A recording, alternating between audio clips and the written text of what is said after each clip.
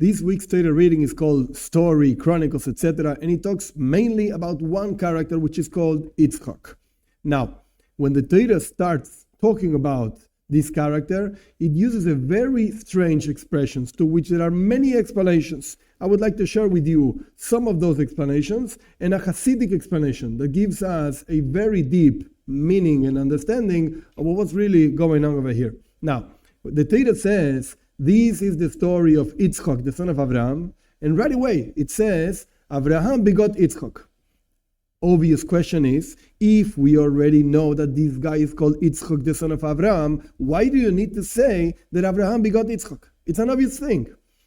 Many explanations. One of them, since he was called Abraham, because when he was born, he was called Abram, and he couldn't have children with Sarah, since the moment that he was called by God, Abraham, with another letter in the middle, a hey, whatever in the middle, then he got Yitzchak. This is one explanation, but still doesn't really explain the repetition.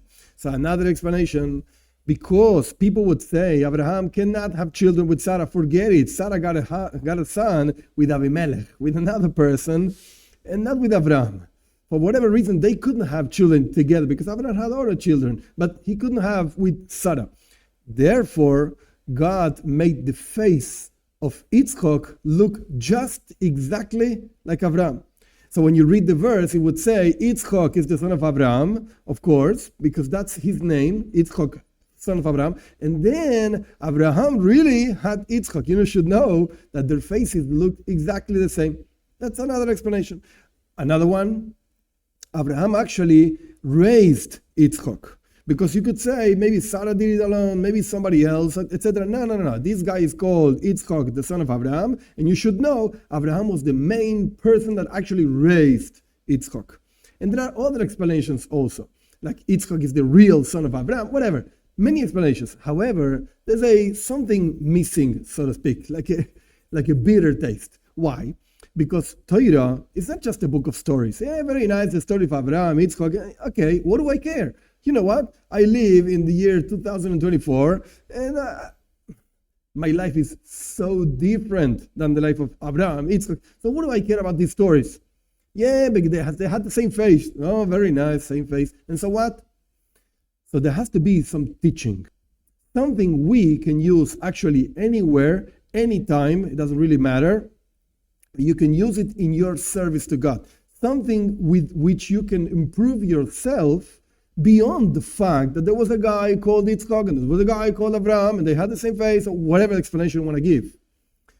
And the idea is like this. The Hasidic thought talks about what's the main service of God that Abraham had. And what's the main service of God that Yitzchak had? We know that Abraham was a good guy. He expressed the kindness of God in creation. So his main service of God was love. He loved God and he loved people and he tried to share with people monotheism or whatever it was. This is Abraham. Actually, he was called Abraham Oihavi, my beloved Abraham. He expressed the attribute of love.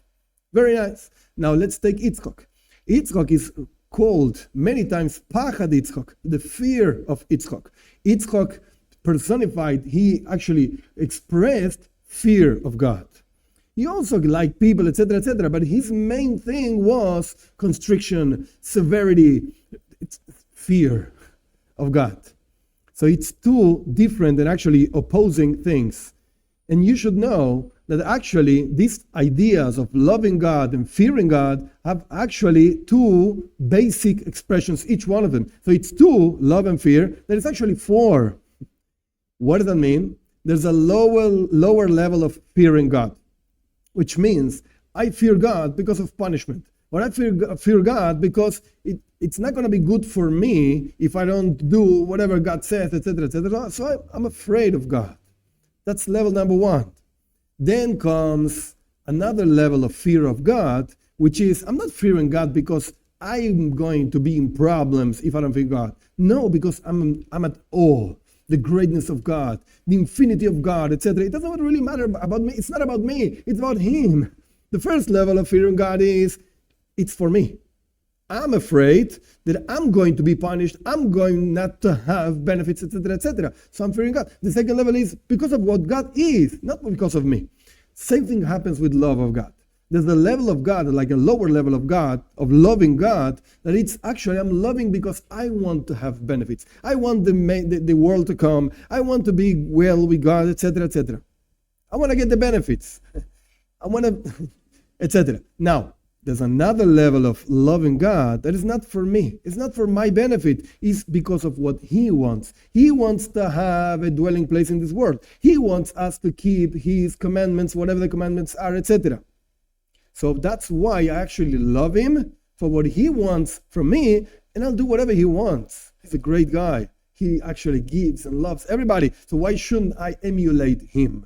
That's another level of loving God.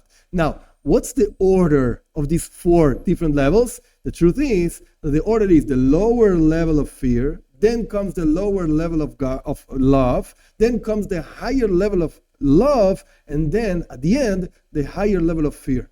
So now let's go back to our verse.